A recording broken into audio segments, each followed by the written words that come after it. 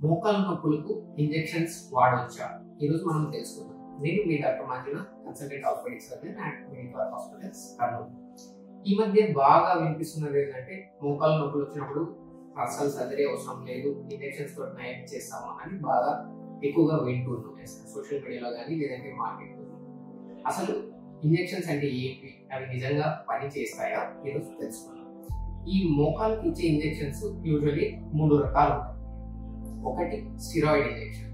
Steroid injection ఎప్పుడు use చేయాలి అంటే కీలవాతం అంటే రుమటాయిడ్ ఆర్థరైటిస్ ఉన్నప్పుడు సివియర్ జాయింట్ పెయిన్ వచ్చి అంటే యాక్టివ్ గా బాగా సివియర్ గా ఉంటే మామూలు మందులతో తగ్గట్లేదు అంటే అప్పుడు టెంపరీ మెజర్ గా ఈ స్టిరాయిడ్ ఇంజెక్షన్ అనేది మోకాలుకి ఇవ్వడం జరుగుతుంది.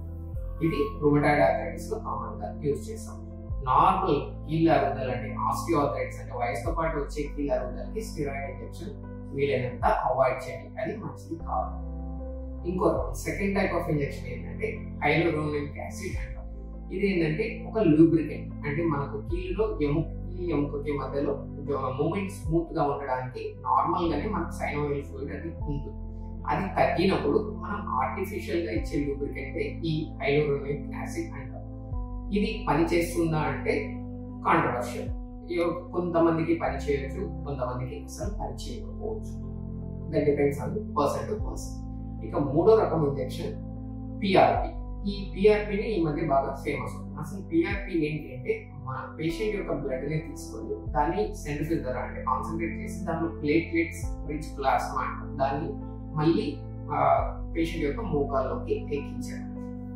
ఇది యూజ్ అవుతుందా అంటే మళ్ళీ కాంట్రవర్షియల్.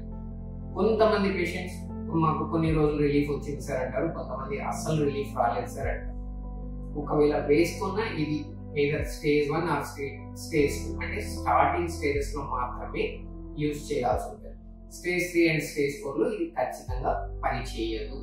అలానే దీనికి ప్రాపర్ ఎవిడెన్స్ కూడా లేదు పని చేస్తుందని. సో నా పర్సనల్ రికమెండేషన్ అయితే ఇంజెక్షన్స్ వీలైనంత వరకు అవాయిడ్ చేయడం మంచిది.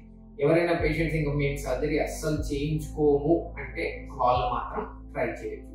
సర్జరీకి వెళ్ళే పేషెంట్స్ ఎస్పెషలీ ఈ ఇంజెక్షన్ వేసుకున్న తర్వాత 6 నెలల వరకు సర్జరీ చేయించుకోకూడదని చెప్తాం. ఎందుకంటే ఇన్ఫెక్షన్ రిస్క్ అనేది ఈ ఇంజెక్షన్స్ వల్ల పెరుగుతుంది.